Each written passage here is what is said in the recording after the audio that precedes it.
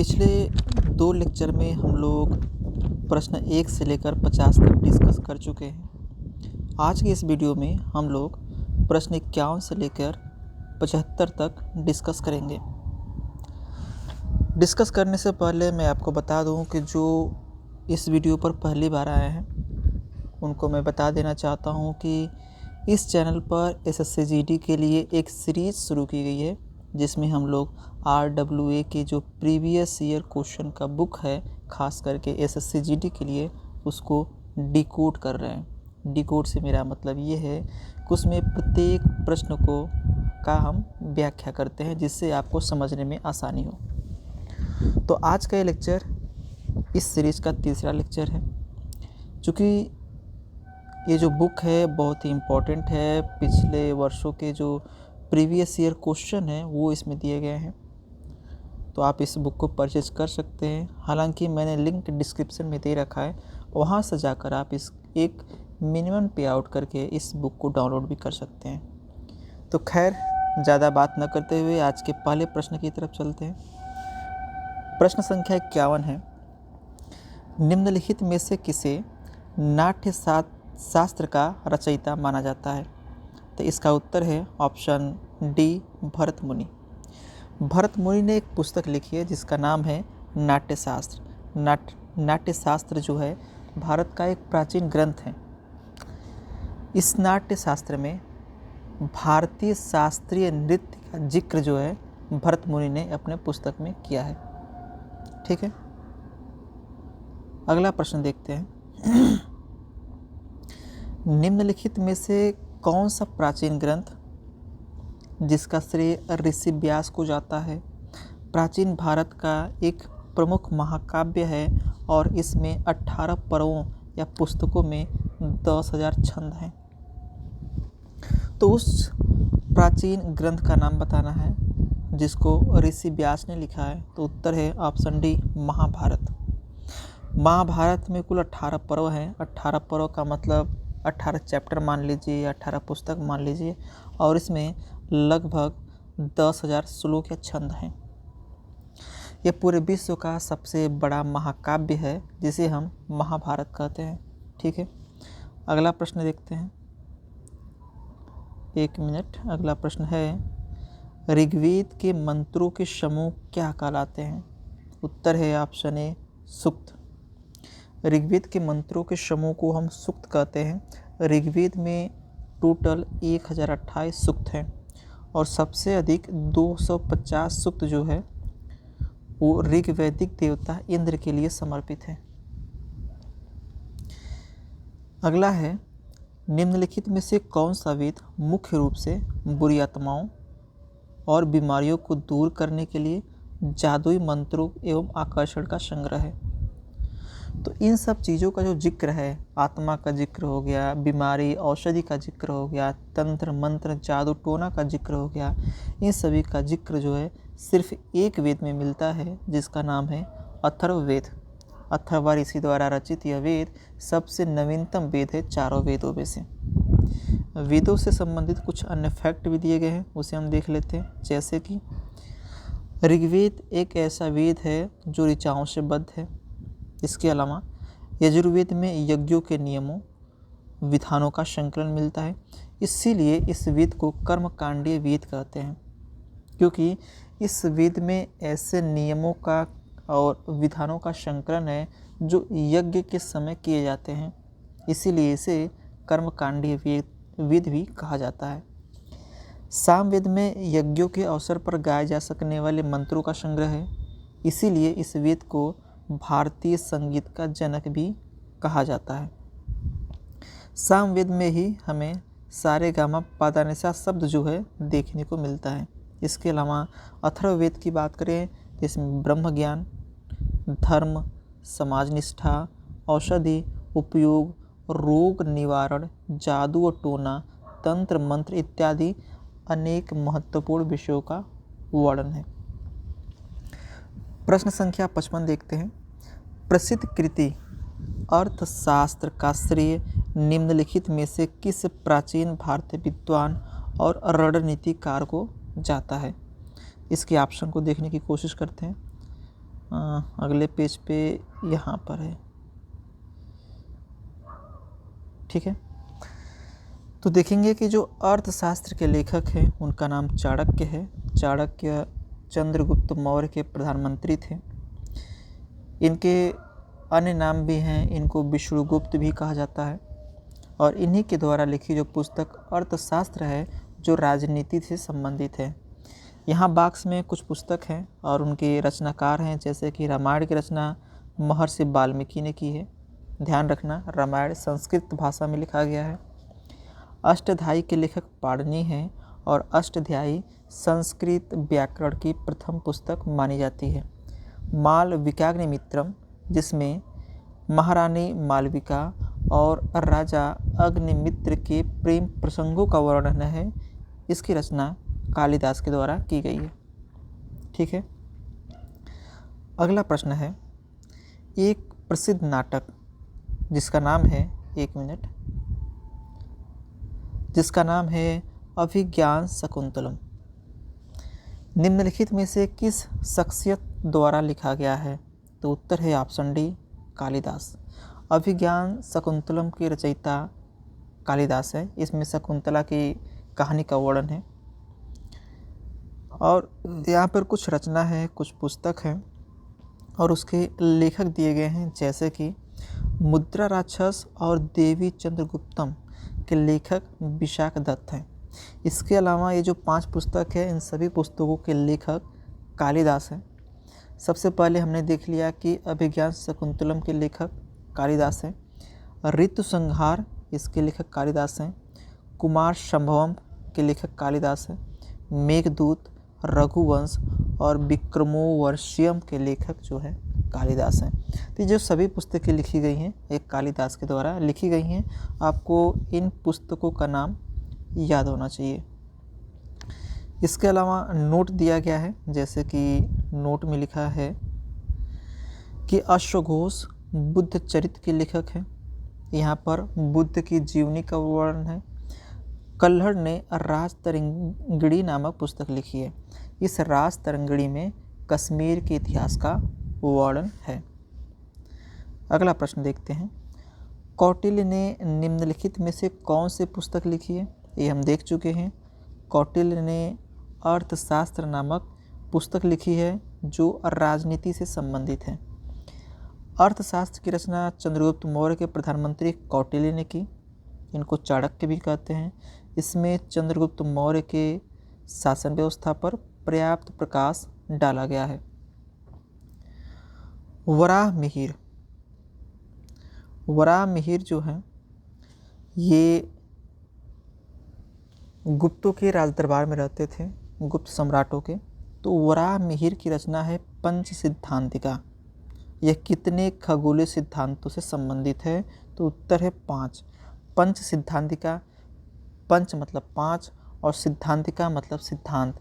तो पंच सिद्धांतिका में 5 खगोलीय सिद्धांत दिए गए हैं। इसके अलावा वराहमिहिर की कुछ अन्य रचनाएं हैं, जैसे कि लघु जातक, बृहत संहिता और बृहत जातक जो है इनकी रचना है। क्वेश्चन नंबर 59, महाजनपद काल में सामान्यतः फसल का कितना भाग जो है राज्य द्वारा कर के रूप में वसूला जाता था?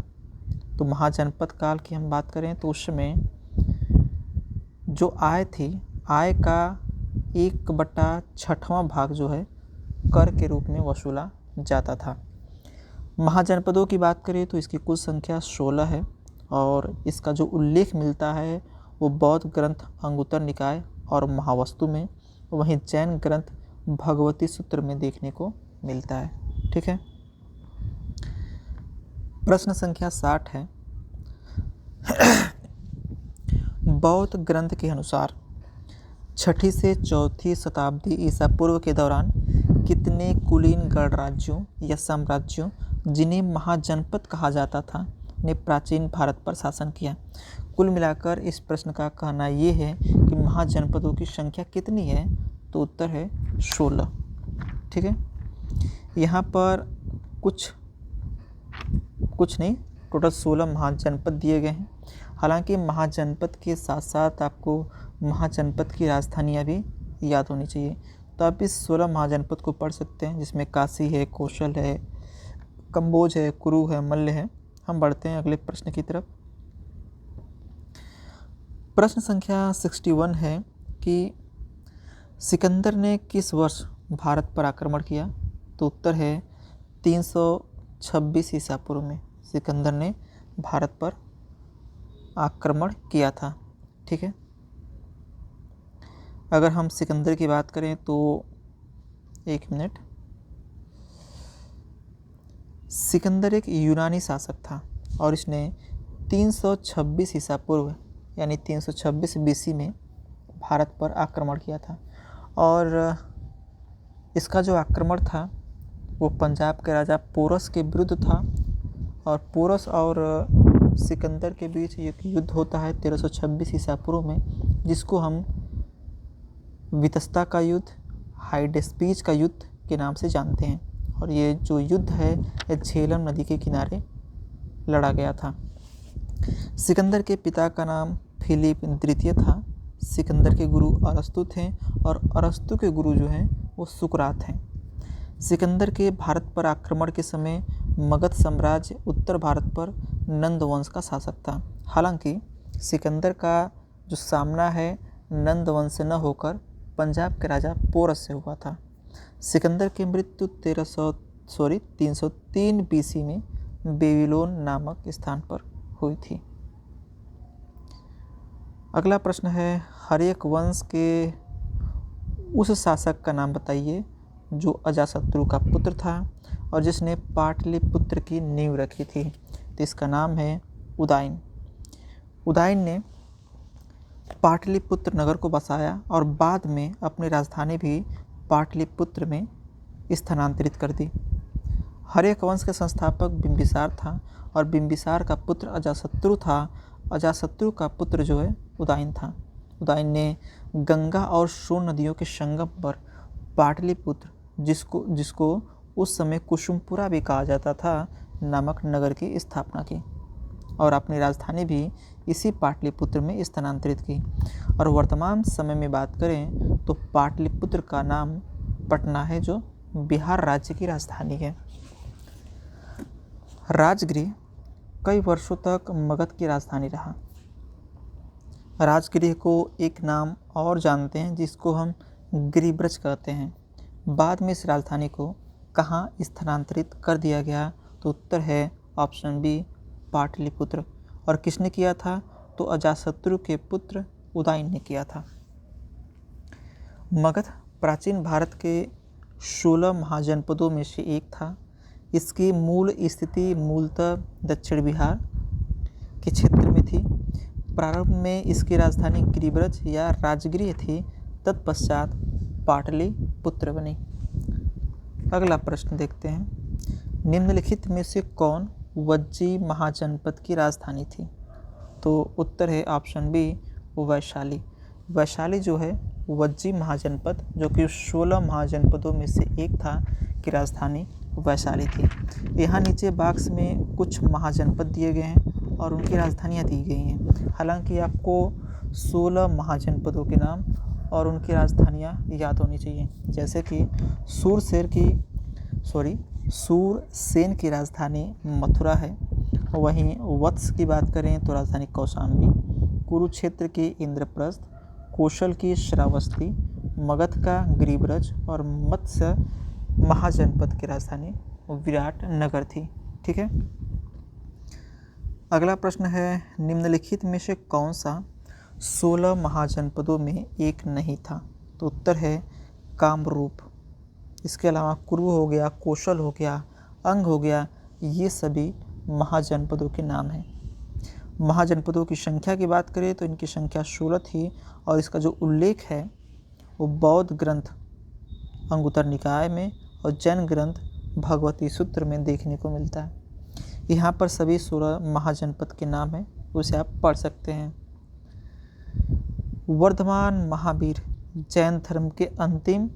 तीर्थंकर थे। तो वर्धमान महावीर जैन धर्म के 24वें और अंतिम तीर्थंकर थे। जैन धर्म के प्रथम तीर्थंकर की बात करें तो उनका नाम ऋषभदेव है। ऋषभदेव को आदिनाथ भी कहा जाता है। जैन धर्म के 22वें तीर्थंकर अरिष्टनेमी हैं। इसी अरिष्टनेमी का उल्लेख जो है ऋग्वेद में देखने को मिलता है। जैन धर्म के 23वें तीर्थंकर पार्श्वनाथ हैं और ये राजा काशी के राजा अश्वसेन के पुत्र थे। अब 24वें और अंतिम जो तीर्थंकर होते हैं वो महावीर स्वामी हैं। ठीक है, उम्मीद करता हूँ कि मैं जो पढ़ रहा हूँ, मैं जो समझा रहा हूँ वो आपको समझ में आ रहा होगा, और उम्मीद ये भी करता हूँ कि मेरे पढ़ाने या मेरे समझाने के बाद ये जो प्रश्न है और उसकी व्याख्या की गई है उसको याद करने में और समझने में आपको आसानी हो रही होगी। तो अगर आसानी हो रही है तो प्लीज़ इस वीडियो को अंत तक देखिए, साथ ही साथ इसको लाइक और शेयर भी करिए। ठीक है, इससे मुझे थोड़ा प्रोत्साहन मिलेगा और मैं ज़्यादा से ज़्यादा कंटेंट या वीडियो आपके लिए ला पाऊँगा। 67 प्रश्न है कि गौतम बुद्ध ने बोध के लिए रास्ता खोजने का फैसला किया और बिहार के बोध गया में किस पेड़ के नीचे कई दिन तक ध्यान किया। उस पेड़ का नाम बताना है। तो उस पेड़ का नाम है पीपल। गौतम बुद्ध ने पीपल पेड़ के नीचे तपस्या की थी, फिर उनको ज्ञान की प्राप्ति हुई। यहाँ पर नीले बॉक्स में गौतम बुद्ध के जीवन से संबंधित कुछ घटनाएं हैं और उन घटनाओं का प्रतीक चिन्ह होता है, तो प्रतीक चिन्ह दिया गया है। जैसे कि इनके जन्म का जो प्रतीक है वो कमल और साड़ है, वहीं ज्ञान का प्रतीक पीपल है, उस पीपल को बोधि वृक्ष भी कहा जाता है। गृह त्याग का प्रतीक घोड़ा है, निर्वाण का प्रतीक पदचिन्ह है, वहीं मृत्यु जिसको महापरिनिर्वाण कहा जाता है उसका प्रतीक स्तूप है। ठीक है,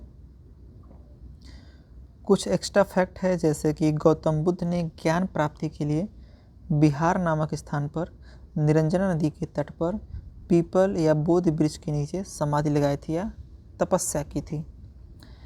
अगला प्रश्न है गौतम बुद्ध ने अपनी शिक्षा लोगों की किस भाषा में दी थी।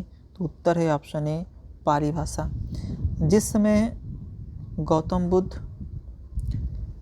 शिक्षा दे रहे थे, उपदेश दे रहे थे, उस समय जन साधारण की भाषा या ज़्यादातर लोगों द्वारा बोले जाने वाली भाषा पाली भाषा थी और इसी भाषा में गौतम बुद्ध ने अपना उपदेश दिया।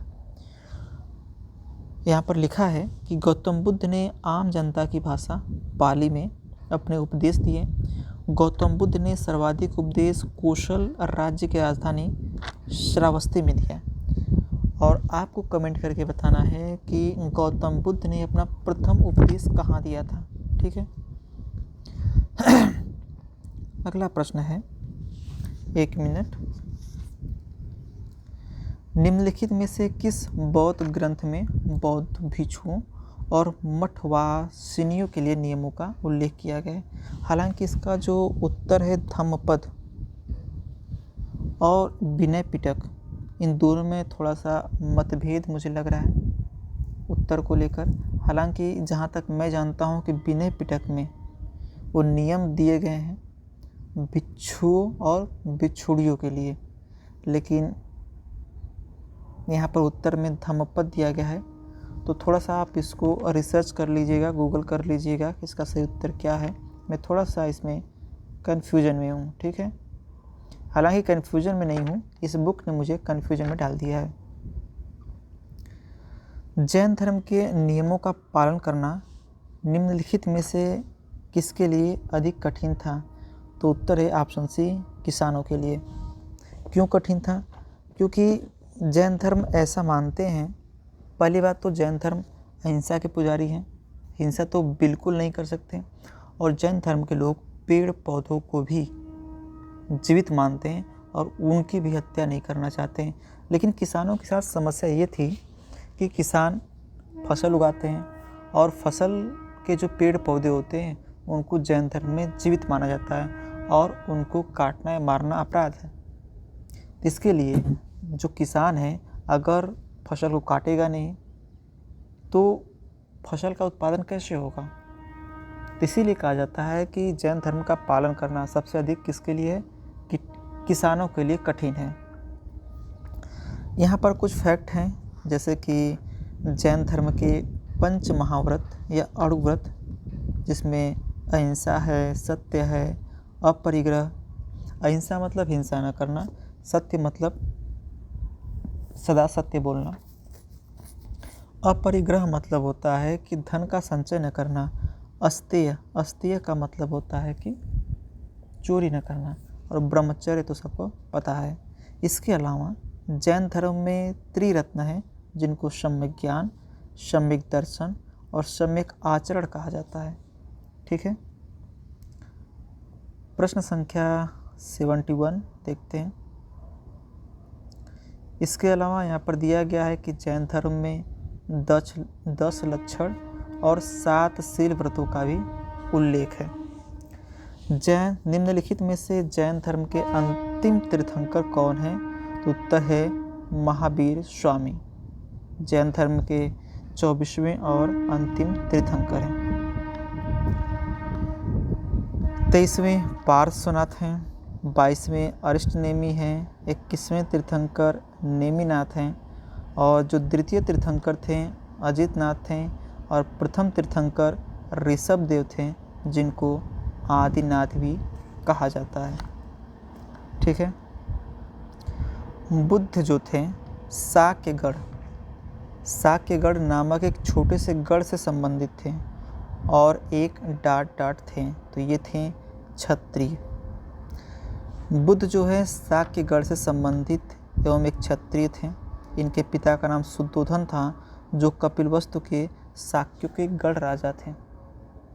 ठीक है, शाक्य एक कबीला था, उस कबीले के जो राजा थे वो इनके पिता शुद्धोधन थे। भगवान महावीर ने किस वर्ष की आयु में घर छोड़ दिया और ज्ञान की तलाश में वे एक वन में रहने चले गए? तो उत्तर है ऑप्शन ए 30 वर्ष की आयु में। भगवान महावीर ने 30 वर्ष की आयु में गृह त्याग कर दिया, अपने भाई नंदीवर्धन से आज्ञा लेकर। यहाँ पर महावीर से संबंधित महत्वपूर्ण तथ्य हैं, जैसे कि इनका जो जन्म हुआ है कुंडग्राम वैशाली में हुआ था, ये बिहार में पड़ता है। पिता का नाम सिद्धार्थ था, माता का नाम त्रिशला है, पत्नी का नाम यशोदा, वहीं इनकी पुत्री का नाम प्रियदर्शना है। इसको अजुन्ना भी कहा जाता है। इसी प्रियदर्शना का शादी जमाली से हुआ था। महावीर स्वामी की मृत्यु पावापुरी में यानी राजगीर बिहार में हो गई थी। 30 वर्ष की आयु में बड़े भाई नंदीवर्धन की आज्ञा से इन्होंने गृह त्याग कर दिया। ज्ञान की प्राप्ति देखिए तो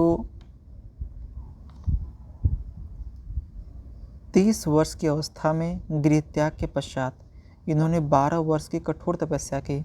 उसके बाद 42 वर्ष की अवस्था में इनको ऋजुपालिका नदी के तट पर साल वृक्ष के नीचे जृंभिक ग्राम में ज्ञान की प्राप्ति होती है, जिसको जैन ग्रंथों में कैवल्य कहा गया है।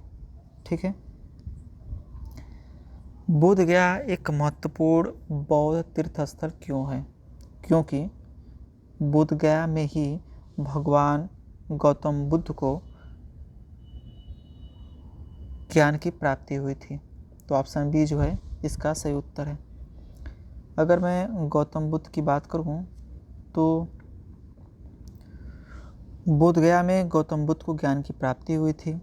इनका जन्म 563 ईसा पूर्व में इक्ष्वाकु वंशीय क्षत्रिय शाक्य कुल के राजा शुद्धोधन के घर में हुआ था।